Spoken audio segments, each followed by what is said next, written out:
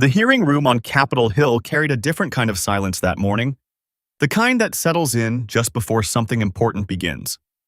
Staffers leaned against the back wall with tablets in their hands, reporters checked their recorders one more time, and the low hum of television cameras filled the air like a quiet engine waiting to accelerate.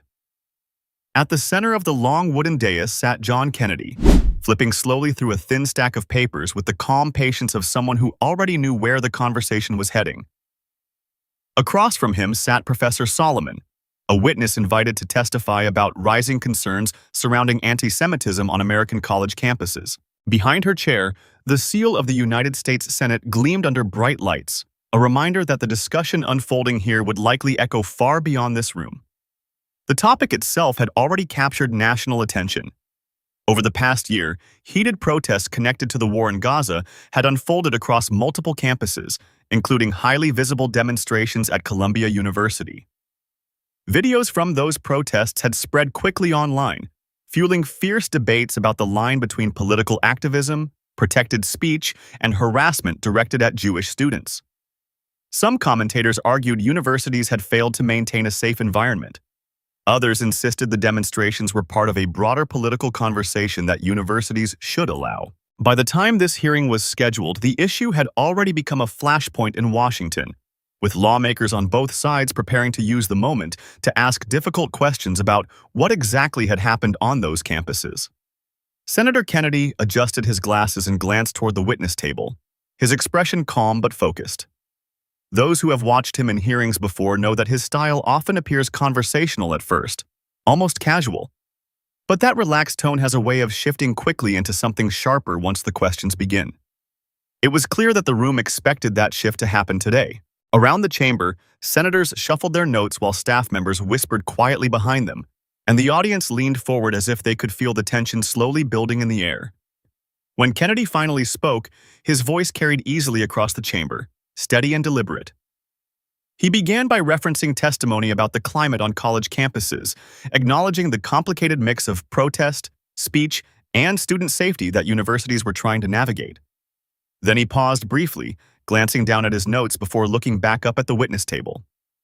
The question he was about to raise had already begun circulating among reporters earlier that morning, and the room seemed to tighten slightly as he approached it. He described what he said he had observed in footage from Columbia and other universities during the protests. Administrators and faculty members, he noted, frequently spoke about their commitment to diversity, equity, and inclusion. Those principles, he said, are intended to ensure that every student feels protected and respected on campus. But the scenes that circulated publicly appeared to raise a difficult question. In those moments of confrontation and protest, some critics believed Jewish students were facing hostility while universities struggled to respond clearly. Kennedy then repeated the question that had quietly hung over the hearing since the gavel first struck the desk. From where he sat, he said, the message coming out of Columbia appeared contradictory. Universities spoke passionately about inclusion, yet the images from campus protests suggested that hostility toward Jewish students might not have been addressed with the same urgency. That was the impression he said he took away from what he had seen. Then he leaned slightly forward and asked the witness whether her view of those events matched that interpretation. For a moment, the room was completely still. Professor Solomon began her response carefully, emphasizing that many of the demonstrations she had observed were protests related to the war in Gaza rather than expressions of antisemitism. She acknowledged that some slogans used during those protests had raised concerns, and that universities faced difficult decisions in determining when political speech crossed the line into harassment.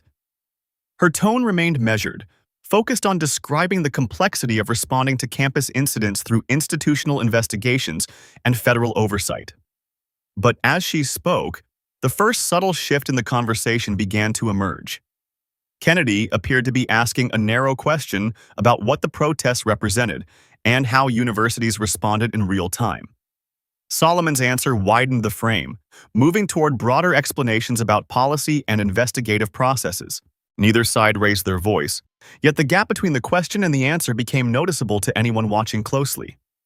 It was the kind of moment that often happens early in congressional hearings, when two people approach the same issue from entirely different directions, and the conversation briefly slips out of alignment. If moments like this matter to you, subscribe, because this isn't where it ends. because what followed would move the hearing into even more complicated territory, touching on federal oversight, university accountability, and the broader political debate surrounding campus protests in America. The exchange between Senator Kennedy and Professor Solomon had only just begun, but the tone of the room had already shifted. The careful opening statements were giving way to something more pointed, the kind of questioning that tends to travel far beyond the walls of a committee room once the cameras stop rolling. And as Kennedy turned back toward his microphone to ask the next question, the quiet tension inside the chamber suggested that this discussion was only getting started. The exchange that followed unfolded slowly at first, almost cautiously, the way conversations often do when both sides understand that the next few questions could shape how the entire hearing is remembered. Senator John Kennedy remained leaned slightly forward in his chair, his hands folded loosely on the desk as he listened to Professor Solomon finish her answer. Across the room, staff members quietly shifted their posture, sensing that the hearing was beginning to move from introductory statements into the more pointed portion of the questioning. Kennedy glanced down at his notes again before speaking, as though he were carefully choosing which thread of the conversation to pull first. The senator's tone remained measured, but the focus of his questions began to narrow. He asked the witness whether the rise in reported anti-Semitic incidents on campuses had accelerated during the past several years, a question that drew attention to a broader national discussion about how universities respond to moments of tension between political activism and student safety. Professor Solomon acknowledged that concerns about anti-Semitism had indeed grown more visible in recent years, particularly as campus protests tied to international conflicts became more emotionally charged. She emphasized that universities often struggle to respond quickly because determining whether an incident qualifies as protected speech or discriminatory conduct requires careful review. Investigations, she explained, typically involve multiple administrative offices and sometimes federal oversight from the Department of Education. The senator listened without interrupting. Then he asked a question that shifted the direction of the exchange slightly. He wanted to clarify whether the witness believed federal policies or political leadership might influence those trends. In particular, Kennedy referenced arguments that had circulated in political discussions suggesting that anti-Semitism had increased during the presidency of Donald Trump. It was a question that had already surfaced in earlier testimony during the hearing, and it carried the potential to expand the conversation beyond universities and into the larger national political climate. Professor Solomon responded carefully, explaining that many scholars and civil rights organizations had observed a rise in anti-Semitic rhetoric during the period she mentioned. However, she framed her answer in terms of broader societal trends rather than a direct causal claim. The growth of online extremism, political polarization, and global conflicts, she suggested, had all contributed to the environment in which campus tensions were unfolding. Kennedy nodded slightly, but appeared unconvinced that the explanation answered the specific question he had raised. "So, just to be clear," he said calmly, "are you suggesting there is a direct connection between that administration and the increase you're describing?"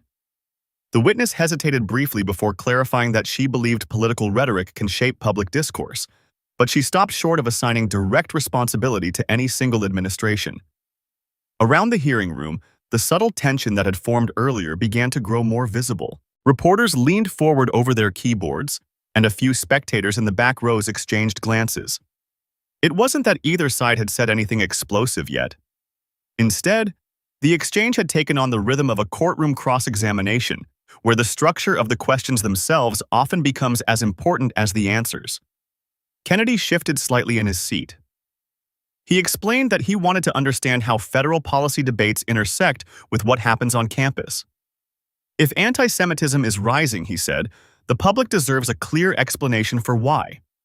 Is it a matter of political rhetoric, university culture, federal enforcement, or some combination of factors? The witness reiterated that campus administrators often face complicated situations in which protests tied to international politics blur the line between political speech and discriminatory conduct. She pointed again to the role of federal agencies that investigate civil rights complaints when universities are accused of failing to protect students.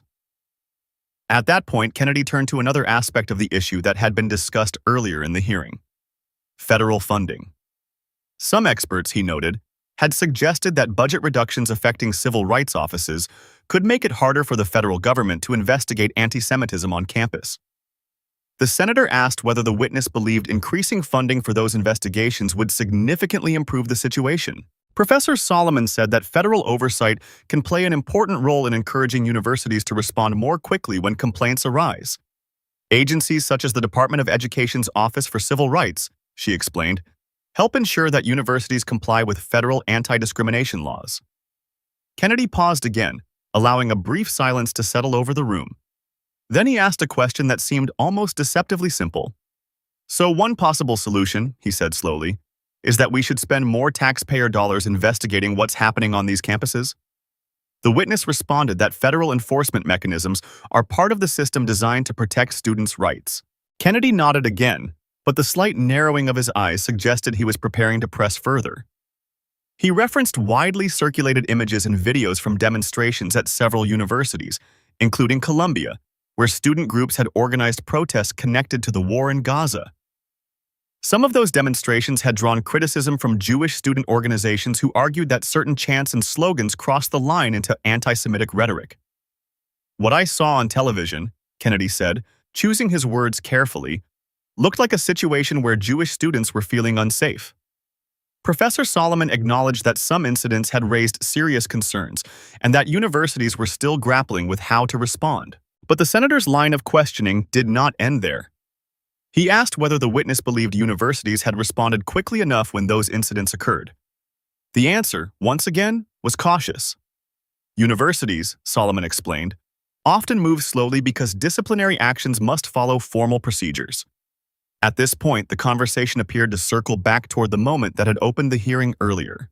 Kennedy returned to the observation he had described before: the tension between universities' public commitment to diversity, equity, and inclusion, and the perception among some critics that Jewish students had not received the same level of protection during campus protests. Professor Solomon responded that many universities were actively working to address antisemitism while also preserving free speech rights. The balance, she said, is difficult but necessary. Yet the exchange had begun to reveal a deeper disagreement. Kennedy seemed to be suggesting that universities were failing to apply their own standards consistently. Solomon emphasized the complexity of the issue and the legal limits on how institutions regulate political speech. The difference in perspective became more visible with each question. After several minutes, the senator broadened the discussion further, introducing a separate issue that had recently appeared in national headlines. He referenced reports about a large fraud investigation tied to a federal food aid program in Minnesota, a case that had raised questions about oversight and accountability within state agencies. While the matter involved different institutions than the universities under discussion, Kennedy argued that both situations touched on a similar theme: whether government institutions were responding decisively when warning signs appeared. In describing the situation, Kennedy mentioned the role of state officials in Minnesota, including Governor Tim Walz. According to testimony and public reporting connected to the case, investigators had examined allegations that millions of dollars in federal food aid funds were misused by certain organizations participating in the program. Kennedy noted that some individuals involved in the case had argued during legal proceedings that state oversight agencies were slow to intervene despite signs that irregularities might be occurring. The senator also referenced comments made by a Somali-American fraud investigator who had spoken publicly about the challenges officials faced when responding to the allegations. Her statement suggested that political concerns sometimes influence how aggressively government agencies pursue certain investigations, particularly when sensitive community relationships are involved. The discussion did not directly accuse any elected official of wrongdoing. Instead, Kennedy framed the issue as a broader question about how governments balance political considerations with the responsibility to investigate potential misconduct. During this portion of the hearing, the name of Representative Ilhan Omar surfaced as part of the wider political context surrounding the Minnesota program and the debate about oversight. Omar, who represents a district in the state, had previously spoken about the importance of ensuring that federal programs reach communities in need. Kennedy's point, however, was not focused on a single lawmaker. Rather, he appeared to be drawing a parallel between two debates unfolding in different arenas: how universities handle accusations of antisemitism on campus, and how governments respond to allegations involving public funds. Both situations, he suggested, raise questions about whether institutions are acting quickly enough when problems emerge. Professor Solomon listened attentively as the senator described the connection he saw between those issues. When she responded, she emphasized that each situation involves its own legal and institutional processes. Universities, she said, must balance free speech protections with anti-discrimination laws. Government investigations into financial misconduct follow entirely different procedures. Yet the broader theme Kennedy had introduced lingered in the room. How quickly should institutions respond when allegations surface? And how do political pressures shape those responses? The hearing had now moved well beyond the opening exchange about campus protests. It had become a conversation about accountability, perception, and the complicated intersection of politics and public trust. As the senator prepared his next question, the tension that had quietly built throughout the hearing was still present. Nothing conclusive had been established. No final judgment had been declared. But the issues placed on the table were serious enough that everyone in the room seemed to understand that the most consequential part of the discussion might still lie ahead. The atmosphere in the hearing room had changed by this point. What had begun as a careful discussion about campus climate was gradually evolving into something sharper, something closer to a public test of competing narratives. Senator John Kennedy had not raised his voice, and Professor Solomon had remained composed throughout the exchange, yet the space between their perspectives was becoming increasingly visible. The audience could feel it in the pauses between questions, in the way staff members leaned forward, and in the quiet tapping of reporters trying to capture every word before the next line shifted the conversation again. Kennedy returned to the central issue that had sparked the hearing in the first place: antisemitism on American college campuses. The senator noted that many universities, including Columbia University, publicly emphasize their commitment to diversity, equity, and inclusion. Those principles, he said, are intended to ensure that every student is treated with dignity and protected from discrimination. But the images and testimonies that had circulated during recent campus protests appeared to raise difficult questions about how consistently those principles were being applied. Let's take a step back, Kennedy said calmly. If universities say inclusion means protecting every student, shouldn't that apply equally when Jewish students report hostility on campus? It sounded like a simple question, but the implications were more complex. Professor Solomon responded that universities must often navigate a narrow line between protecting students from harassment and safeguarding free expression. Many of the protests, she explained, were tied to political opposition to the war in Gaza rather than expressions of hatred toward Jewish individuals. That distinction, she argued, is critical in determining how institutions respond, but Kennedy seemed interested in whether the distinction always holds up in practice. What happens, he asked, when political slogans begin to overlap with language that some students interpret as threatening? The witness acknowledged that such moments do occur and that universities must investigate them carefully. Yet the senator's question lingered in the air, because it touched on a debate that extends far beyond a single campus. Across the United States, universities have increasingly become places where global political conflicts are debated intensely by students and faculty alike. In many cases, those debates remain peaceful expressions of political belief. But in others, the line between protest and intimidation can become blurred, particularly when demonstrations grow large and emotionally charged. Critics of recent campus protests argue that universities have sometimes struggled to respond quickly when rhetoric crosses into hostility. Supporters of the demonstrations counter that universities must avoid suppressing political speech simply because it makes some observers uncomfortable. The hearing had now reached the point where those competing views were colliding directly. Kennedy leaned slightly closer to the microphone again. "I want to understand something," he said. "If a university fails to act quickly when students feel threatened, does that suggest the system designed to protect civil rights isn't working the way it should?" Professor Solomon paused before answering. She explained that federal agencies, including the Department of Education's Office for Civil Rights, exist precisely to address situations where students believe their rights have been violated. Complaints can trigger investigations, and those investigations sometimes lead to corrective actions by universities. But the senator's next question hinted at a deeper concern. "Those investigations take time," Kennedy said. "In the meantime, students are still walking across campus every day. So what should happen in the moment when tensions are rising?" The witness acknowledged that universities often face pressure to act quickly while also respecting due process. It was a careful answer, but it was also clear that the senator was not asking a simple yes or no question. He was asking a deeper question. What should happen in the moment when tensions are rising? The witness acknowledged that universities often face pressure to act quickly while also respecting due process. It was a careful answer, but it also revealed the challenge institutions face in responding to rapidly unfolding events. And that challenge was precisely what Kennedy appeared to be highlighting. If a university waits too long to respond, critics may argue that administrators are ignoring discrimination. If the university acts too quickly, others may claim that administrators are suppressing political expression. Which risk should institutions take? The hearing room remained silent as Kennedy continued. He returned briefly to the earlier question about whether antisemitism had increased in recent years and what factors might be driving that trend. Some analysts point to rising political polarization. Others highlight the influence of social media, where extremist rhetoric can spread rapidly across platforms. Still others argue that global conflicts inevitably spill into American campus debates, but Kennedy suggested that another possibility deserves attention. What if, he said, part of the problem is that universities sometimes struggle to enforce their own standards consistently? The witness replied that universities must interpret their policies within the framework of constitutional free speech protections. Yet the senator's question seemed designed to provoke reflection rather than to demand a specific answer, because it raises an uncomfortable possibility. If institutions emphasize inclusion but appear hesitant to address certain forms of hostility, does that undermine the credibility of those commitments? Or does the complexity of campus politics make such situations unavoidable? The hearing then shifted toward a second issue Kennedy had introduced earlier, the broader question of institutional accountability. The senator returned to the discussion about oversight and referenced the federal food aid program investigation that had drawn attention in Minnesota.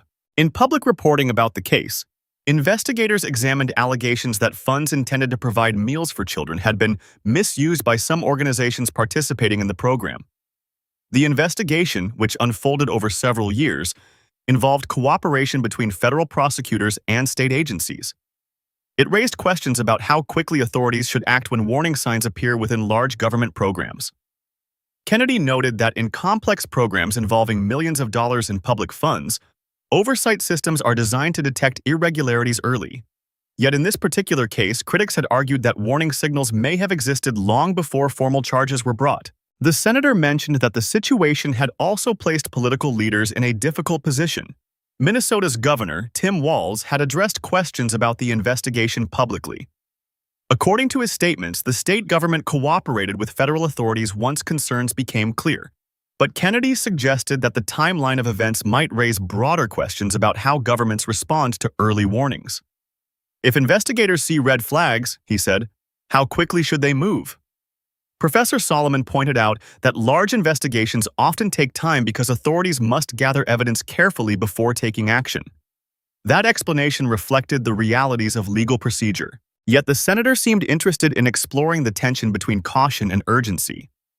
Because public confidence in institutions often depends on the perception that problems are addressed promptly. The discussion briefly touched on the political context surrounding the Minnesota case as well. Representative Ilhan Omar had previously spoken about the importance of ensuring that federal assistance programs reach vulnerable communities. Like many lawmakers, she had emphasized that fraud investigations should not undermine legitimate aid efforts. Kennedy did not accuse any specific lawmaker of misconduct.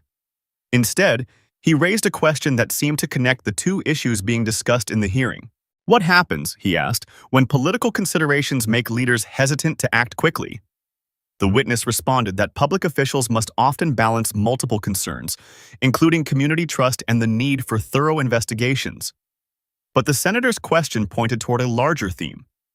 In both cases, the campus protests and the food aid investigation, institutions were accused by critics of responding too slowly when problems first appeared.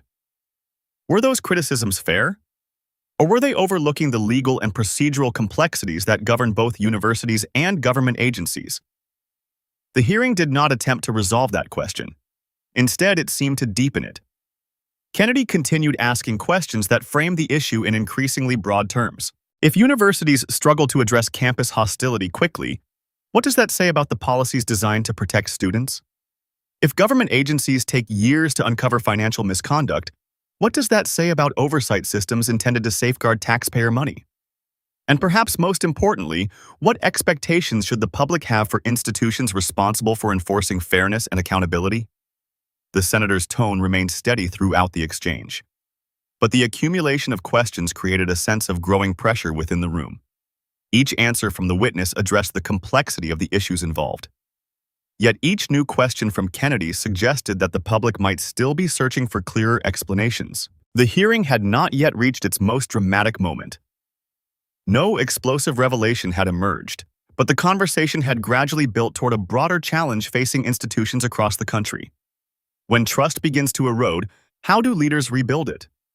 Is it through stronger enforcement of rules, through clearer communication with the public, or through reforms that address the underlying tensions driving these debates? As Kennedy paused before asking his next question, the room remained unusually quiet.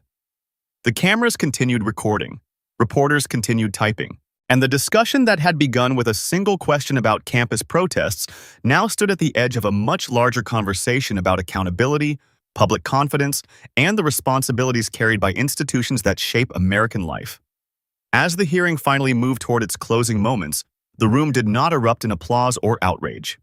Instead, it settled into a quieter, heavier atmosphere, the kind that often follows an exchange where the questions linger longer than the answers. Senator John Kennedy leaned back in his chair, his stack of notes now pushed slightly to one side. Across the table, Professor Solomon remained composed, her posture steady even after nearly 2 hours of questioning that had moved from campus protests to federal oversight and the broader responsibilities of public institutions. The gavel eventually fell, signaling the end of the formal session. But for many in the room, the hearing itself did not feel finished. In Washington, hearings rarely end when the microphones go silent. Instead, they continue in a different form, through television panels, newspaper editorials, social media debates, and the quiet conversations that unfold. Offices and hallways, long after the cameras are packed away. Within minutes of the hearing's conclusion, clips from the exchange began circulating online. One segment in particular, the moment when Kennedy questioned whether universities that champion diversity and inclusion were applying those principles consistently when Jewish students reported hostility, quickly spread across political discussion channels. Commentators on different sides of the debate interpreted the exchange in dramatically different ways. Some argued that the senator had raised a legitimate concern about how universities respond when campus protests cross into intimidation. Others insisted that the hearing oversimplified a complex issue involving free speech, global politics, and student activism. Major news outlets framed the moment with noticeably different headlines. Some focused on the senator's pointed questioning, portraying it as part of a broader effort by lawmakers to scrutinize universities over antisemitism. Others emphasized the witness's repeated reminders that campus protests often involve protected political speech tied to international events such as the war in Gaza. In each version of the story, the same hearing appeared slightly different. Political allies of Kennedy praised the exchange as a necessary challenge to institutions they believe have become hesitant to enforce their own rules. Several commentators argued that the senator's questions reflected concerns shared by many parents and students who expect universities to respond decisively when discrimination is alleged. Yet Kennedy's critics offered another interpretation. They suggested the hearing risked framing campus protests too narrowly, potentially discouraging universities from protecting the right of students to express controversial political views. In their view, the issue required careful balance rather than political confrontation. The witness herself, Professor Solomon, did not appear on television immediately after the hearing. Instead, her office released a brief statement emphasizing that universities face complicated decisions when addressing campus conflicts. According to the statement, institutions must ensure that students are protected from harassment while also respecting constitutional free speech protections. That response did not attempt to rebut the senator directly. Instead, it reinforced the central theme she had repeated throughout the hearing, that campus tensions rarely fit into simple categories. Meanwhile, the conversation surrounding the Minnesota investigation mentioned during the hearing also began resurfacing in political circles. Supporters of Governor Tim Walz noted that federal authorities ultimately brought the charges connected to the food aid program and that state officials had cooperated with investigators. Critics argued that the timeline raised broader questions about how quickly governments respond when warning signs appear within large public programs. Again, The debate followed familiar lines. Some observers viewed the issue primarily as a question of administrative oversight. Others interpreted it through a political lens, examining how government leaders balance investigative action with community relations. Representative Ilhan Omar also became part of the broader discussion in the days following the hearing. While her name had surfaced during the exchange primarily as context within Minnesota's political landscape, commentators across the political spectrum debated how lawmakers should address allegations involving public programs without undermining legitimate efforts to provide assistance to vulnerable communities. None of those conversations produced a definitive conclusion. Instead, they expanded the questions raised during the hearing into a wider national conversation. For reporters who had watched the entire exchange unfold, the most striking aspect of the hearing was not any single statement. It was the gap that appeared repeatedly between the questions being asked and the answers that followed. Kennedy had focused on the perception that institutions, whether universities or government agencies, sometimes appear reluctant to act quickly when controversy emerges. The witness emphasized the complexity of legal frameworks and investigative processes that often slow institutional responses. Both perspectives carried a certain logic, yet the hearing never fully reconciled them.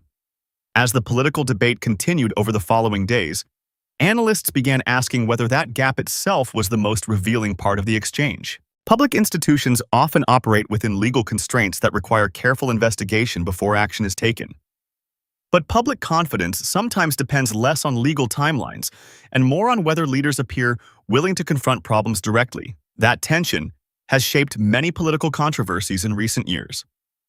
In situations involving campus protests, financial oversight, or allegations of discrimination, the public rarely waits for lengthy investigations to reach their final conclusions. Instead, perceptions begin forming immediately, often influenced by incomplete information and competing narratives. The hearing seemed to capture that dynamic in real time. For some viewers, Kennedy's questions represented an attempt to push institutions toward clearer accountability. For others, the witnesses' answers reflected the legal realities that govern how universities and government agencies respond to complex situations. Neither perspective fully resolved the issue. Instead, the hearing left behind something more complicated, a set of unanswered questions that continued to echo long after the room emptied. As the evening news cycles moved on to other stories, the exchange still lingered in political commentary. Some observers described it as an example of the increasing scrutiny facing universities in Washington. Others saw it as part of a broader debate about how institutions manage controversy in a polarized political environment. What remained clear was that the central question raised during the hearing had never received a definitive answer. If institutions publicly commit to principles like inclusion, accountability, and transparency, how should those principles be measured when conflicts arise? Is the standard simply whether laws have been broken? Or is there another layer of responsibility that leaders carry when public trust is at stake? Because in politics, and in public life more broadly, the difference between those two standards can be significant. An action may fall within the boundaries of the law, but that does not always settle the question of whether the public believes it was the right choice. And sometimes the most powerful response in a moment of controversy is not a statement at all, but silence. Which leads to a final question that the hearing seemed to leave hanging in the air. If an institution insists that nothing illegal occurred, but the public is still left uncertain about what really happened, does that resolve the issue of accountability, or does it simply shift the burden of judgment to everyone watching? If questions like that matter to you, subscribe.